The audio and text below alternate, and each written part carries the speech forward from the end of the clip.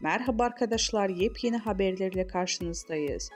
Burak Özçivit ve Fahriye Evcen'den boşanma iddialarına fotoğrafla yanıt.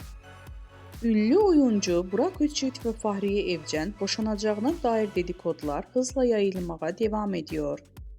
Fahriye Evcen ve Burak Özçivit'in boşanma söylentilerinin ardından birlikte poz vererek sosyal medyada yeni paylaşımlar yaptı.